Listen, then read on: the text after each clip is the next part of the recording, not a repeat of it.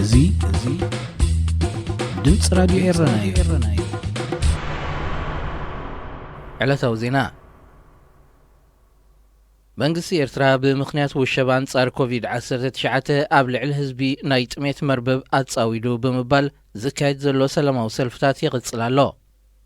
በዚ መሰረት ኣብ ዋሽንግተን ዲሲን ከባቢያን ዝርከቡ ኤርትራውያን ደለይቲ ለውጢ ኣብ ዘካየድዎ ሰላማዊ ሰልፊ ኣብ ውሽጢ ሃገር ናይ ዝርከብ ህዝብና ድምፂ ሰሚዕና ንምቅላሕ ከይረብረብና ክንጽዕሪና ብምባል ቃልኣትዮም ህዝቢ ኤርትራ ካብ ዝወሪድዎ ዘሎ ናይ ጥሜትን መከራን እዋን ዝወጻሉ ሕብረቱ ኣደልዲሉ ብሓደ ህርመት ንሰላምን ፍትሕን ክቃለስን ከሎ ጥራዩ ዝብሉ ኤርትራውያን ደለይቲ ለውጢ ስውር ጥሜት ይኣክል ብምባል ጭርሖኦም ኣስሚዖም።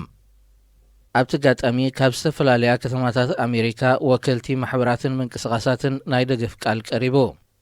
ኣብ ኤርትራ ለበዳ ኮሮና ቫይረስ ንምግታእ ጸኒዑ ብዘሎ ምንቅስቓስ ህዝቢ ዝድርት ኣዋጅ ንህዝቢ ኣደዳ ጥሜትን ከቢድ ማሕበራዊ ሕሰምን ኣቃሊዕዎ ኣሎ ብምባል ኣብ ጀኔቫ ብዕለት 17 ሓምለ ኣብ ለንደን ከባቢያን ከዓ ብዕለት 6 ነሓሰ ተመሳሳሊ ሰላማዊ ሰልፍታት ከም ዝተኻየደ ዝዝከር እዩ። ብሰንኪ እዚ መንግስቲ ኤርትራ ጽኒዕዎ ዘሎ ውሸባ ጥራይ ዘይኮነ ብእኡ ንዝሰዓበ ቁጠባዊ ምምዝባል ብኸመይ ክፍታሕ ዝገልጽ ዝኾነ ዝተሓንጸጸ መሕወይ መደብ ዘይምህላው መከራ ህዝቢ ኤርትራ ከብቅዕ ኣብ ኩሉ ኩርናዓት ዓለም ካብ ዝርከቡ ዜጋታትና ጻውዒት ክቐርብ ጸኒሕሎ። ሩስያ ኣብ 6 ሃገራት ኣፍሪቃ ወተሃደራዊ ማዓስከር ክትመስረት መደብ ከም ዘለዋ ምስጢራውያን ሰነዳት ኣመልኪቶም። ቢልድ ሓደ ካብ ህቡባት ማዕከናት ዜና ጀርመን ኣብ ዝሓለፈ ሰሉስ ኣብ ዘውፅኦ ሓበሬታ ሩስያ ኣፍሪካ ስትራቴጂ ላብ ሰሜን ተሓድሽ ወፍሪ ኣብ ኤርትራ፣ ግብፂ፣ ማእከላይ ኣፍሪቃ፣ ማዳጋስካር፣ ሞዛምቢክን ሱዳንን ወተሃደራዊ ማዓስከር ንኽትከፍት ዘኽእላ ምስጢራዊ ስምምዕ ከም ዝኸተመት ኣፍሊጡ።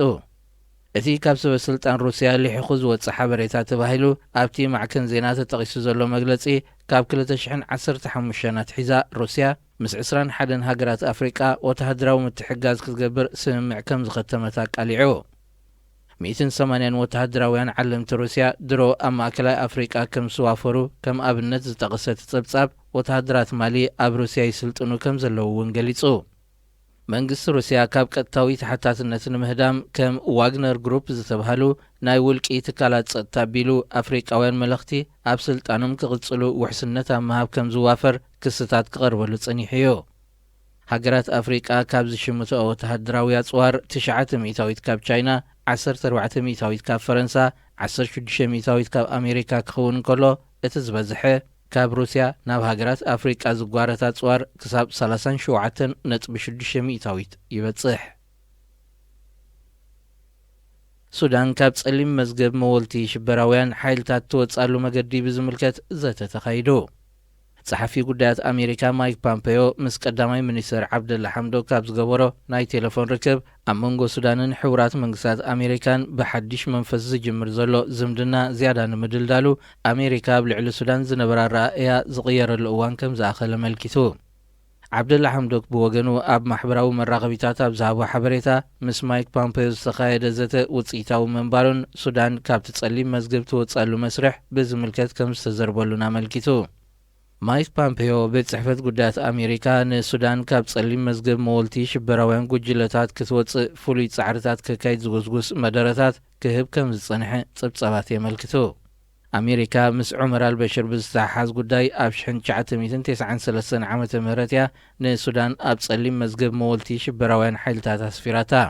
እዝን ኣብ ዝቕጽሉ ዓመታት ዝተተግበሩ ማዕቀባትን ከዓ ንቁጠባ ሱዳን ብሕሱም ሃሲዎ ጸኒሑ።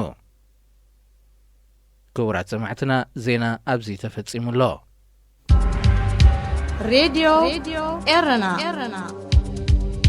ሬድዮ ኤረና ካብ ከተማ ፓሪስ ዝመሓላለፍ ብኤርትራውያን ጋዜጠኛታት ዝዳሎ ነጻ ሬድዮ እዩ።